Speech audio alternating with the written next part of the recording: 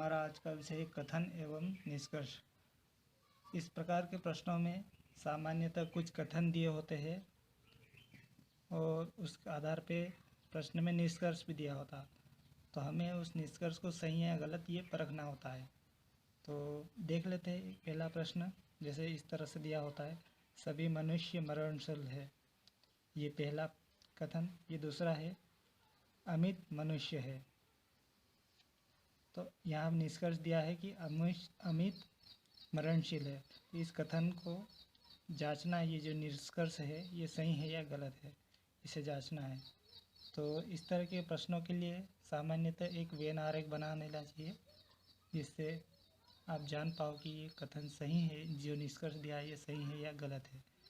तो जो सबसे शुरुआत में देखना होगा कि वाक्य कहाँ से शुरू हो रहा है। जैसे सभी मनुष्य मरणशील है, तो पहला वाक्य शुरू हो रहा मनुष्य से।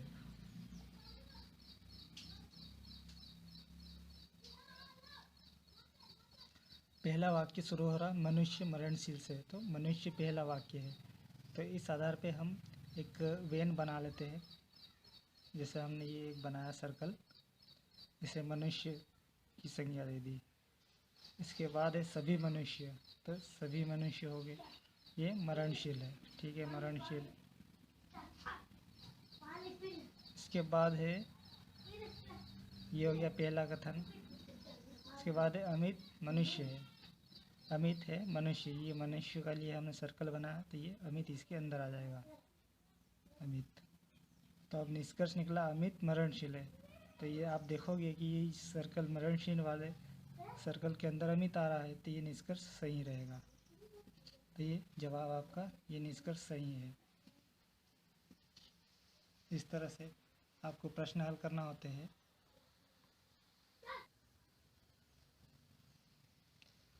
चलिए एक और प्रश्न देख लेते हैं।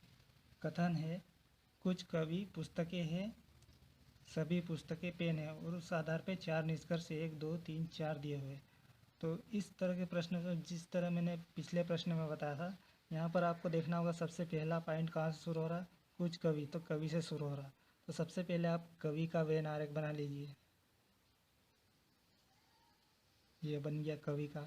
उसके बाद कुछ कवि पुस्तक है, तो पुस्तकों के बारे में बोल रहा, तो कुछ कवि, तो इस तरह से काटते हुए कुछ कवि आगे, इसमें ये हो गए आपकी पुस्तकें।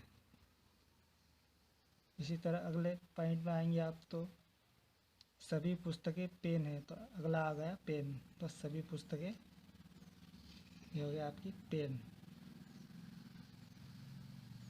इसी आधार पे आप निष्कर्ष को पढ़िए, सभी पेन पुस्तकें है, तो देखिए यहाँ पर सभी पेन पुस्तकें है, सभी पेन पुस्तकें है नहीं है, तो ये कुछ पेन बच रही थी, ये वाला कथन आपका गलत हो जाएगा।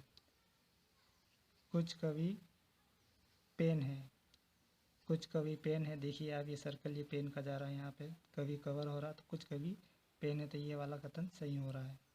फिर उसके बाद देख लीजिए तीसरा निष्कर्ष, कुछ पेन कवि है, कुछ पेन कवि है, ठीक है, ये आ रहा है कुछ पेन कवि, ये भी सही है।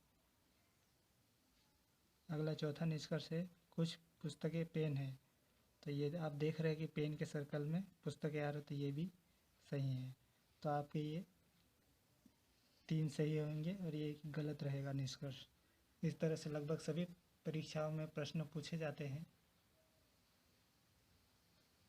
और उसको वेन आरेख के द्वारा बनाकर उसका सही जवाब निकाला जा सकता है सही तरीके से।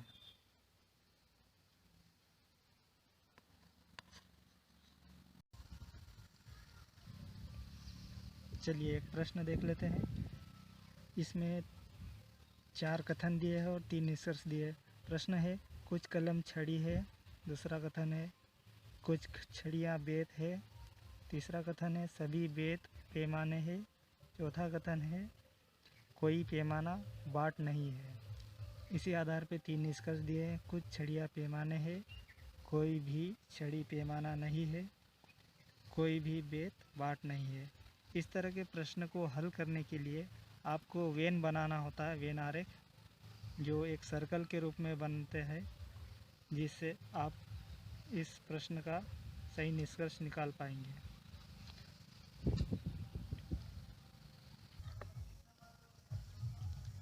चलिए वेन आरेख बना के देख लेते हैं कि इस तरह के प्रश्नों को किस तरह हल किया जाता है। प्रश्न को ध्यान से पढ़ना होगा। सबसे पहला वाक्य कुछ कलम घड़ी छड़ी है, तो यहाँ पर सबसे पहले कलम के बारे में बताया जा रहा है। तो सबसे पहले आप कलम का वेन बना लीजिए,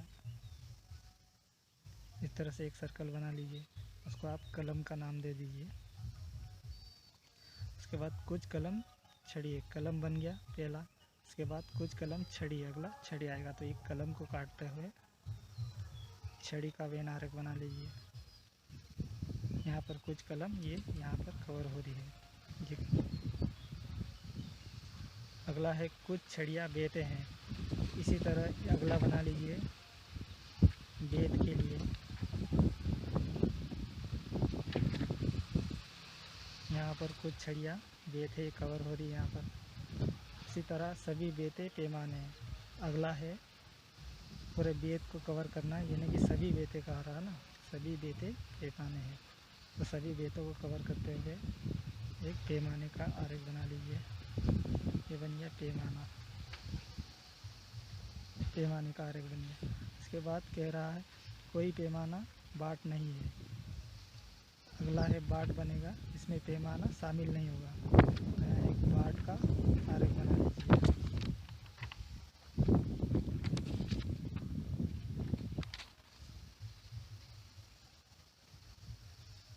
तो अगला यहाँ बाट का आरेख बना लीजिए, सब बाट का नाम दे दीजिए। अब आप देखोगे यहाँ पे जो निष्कर्ष दिया पहला, दूसरा, तीसरा, तो कौन सा निष्कर्ष सही है इस वेन आरेख जो हमने बनाया है, इस आधार पे ये आपको जांच करना है। तो देख लीजिए, पहला कह रहा है, पहला का निष्कर्ष है कुछ छड़ियाँ पैमाने है। छड़ी कहाँ पर है हमारी, ये रही छड़ी, और पैमाना ये यहाँ पर है, छड़ी को काट रहा है, तो ये पहला वाला निष्कर्ष सही हो गया। उसके बाद दूसरा निष्कर्ष कोई भी छड़ी पैमाना नहीं है। छड़ी हमारी ये रही और पैमाना ये रहा, कोई भी छड़ी पैमाना नहीं है। तो पैमाना आप देखोगे ये छड़ी को काट रहा है, तो ये निष्कर्ष गलत हो जाएगा, क्योंकि पैमाना है कुछ छड़ी, ये गलत हो जाएगा। तीसरा निष्कर्ष है कोई भी बेत बाट नहीं है। अब बेत देखोगे तो आप बेट ये रहा बेत और ये रहा बाट, कोई संबंध नहीं दोनों में। कोई भी बेत बाट नहीं है, कोई भी बेत ये रहा बाट ये, तो कोई दोनों में संबंध नहीं है, तो ये कोई भी बेत बाट नहीं है, सही है। तो इस तरह से आप देखोगे कि निष्कर्ष 1 और 3 सही हैं, जबकि निष्कर्ष 2 गलत है। इस तरह से प्रश्न आप हल कर सकते हैं।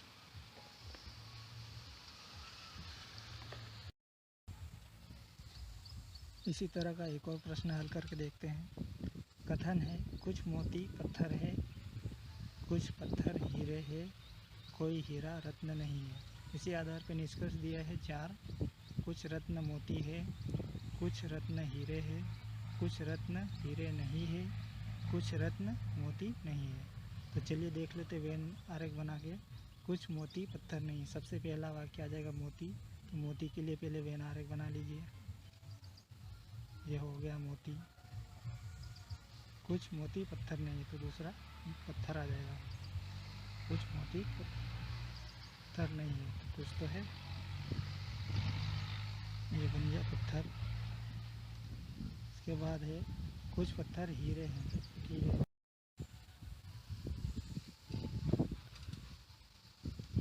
अगला पॉइंट है कुछ पत्थर हीरे हैं, ठीक, ये पत्थर है, यहाँ पे कुछ पत्थर हीरे बन जाएंगे।